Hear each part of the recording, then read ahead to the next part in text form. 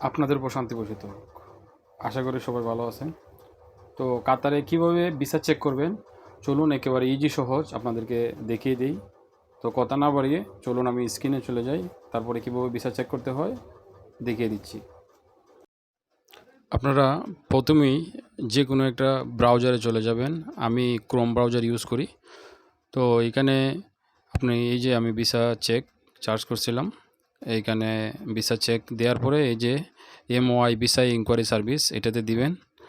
দেওয়ার পরে দেখুন এইখানে এই যে দূরবীনের মতো একটা চিহ্ন আছে, এটাতে ক্লিক করবেন। ক্লিক করার পরে তারপরে এই যে ভিসা ইনকোয়ারিতে দিবেন। তারপরে এখানে ভিসা নাম্বার দেওয়া আছে, আপনার পাসপোর্ট নাম্বার দিবেন। তো আমি এখানে একটা পাসপোর্ট নাম্বার দিচ্ছি। দেওয়ার পরে আপনারা সিলেক্ট করবেন, বাংলাদেশ সিলেক্ট করবেন। এই যে বাংলাদেশ সিলেক্ট করলাম। দেন এখানে একটা ক্যাপচা আসবে, এই যে এটা আমি নাম্বারটা দিচ্ছি। দেওয়ার পরে এখন শো করবে যে ভিসা অনলাইন হচ্ছে নাকি নট ফাউন্ড।